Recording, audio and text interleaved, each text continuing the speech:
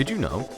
Bomberman's creator Shinji Nakamoto single-handedly programmed the NES port of the original Bomberman in just 3 days, which is an incredible feat for a game that sold over 1 million copies worldwide. Apparently, Nakamoto had a habit of chewing gum whilst he programmed, and when he ran out, he would begin chewing pencils without ever looking away from the screen. In the original Bomberman, White was a robot forced to work in a bomb factory, but rumors began to circulate that any robot that descended the 99 levels would escape and become human. This idea was scrapped in later installments, and White became part of an intergalactic police force. A Commodore 64 version of the game was advertised but never released. This version would have only supported 3-person multiplayer.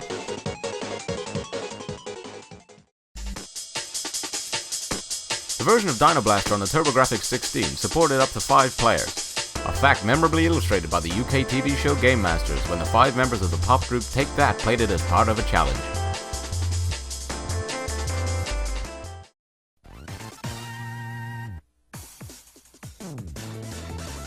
In both Bomberman Live and Ultra, Mr. Destructoid, the mascot of the popular video game news site Destructoid.com, is a fully playable character. This proved as a successful marketing move for both parties.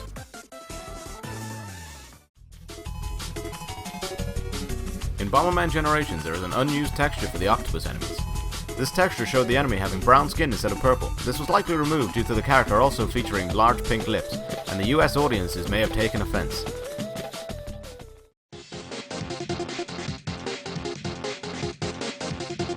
At the end of Bomberman Act Zero, the credits promise a sequel known only as Bomberman Genesis.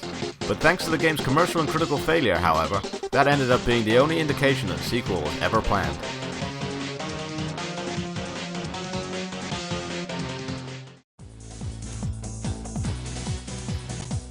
Inside the code of Atomic Bomberman, there are unused audio files which feature vulgar language. An example of some of the phrases censored are, "I'll break your f***ing head with a ratchet, and you talking to me, shitheel?" These were obviously removed due to the game's younger audience. In the NES versions of Bomberman, if the player completes the 50th level, the game reveals Bomberman's true identity to be Lode Runner. There is also an enemy in Lode Runner that bears a striking resemblance to the NES sprite Bomberman. This is no coincidence, however, as the development team for the original Bomberman could not decide on how they wanted their main character to look, and used this enemy sprite as a placeholder. But the team got so used to this sprite that they decided to simply tweak the color scheme, turning the enemy guards into the cheerful white we all know today. But this brings up another interesting analysis. In the NES Bomberman, you have to rise through a 50-level maze in order to become Lode Runner. But in Lode Runner, you must search for treasure in a maze that also has 50 levels. Not only that, these levels are filled with the Bomberman enemies. Does that mean that after Bomberman became human, he ventured back down into his factory in search of treasure?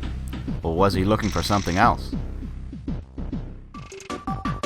Well, that's all for today, but if you enjoyed this, you should go and check out the real Did You Know Gaming on YouTube. Follow them on Facebook and Twitter, and also go and visit didyouknowgaming.com, where they post gaming trivia every day. But if you're afraid of making new friends, you could always stay here with me and check out my top 20 songs in video games. I'll even let you meet my friends the Degenerates. Don't worry, they're good people.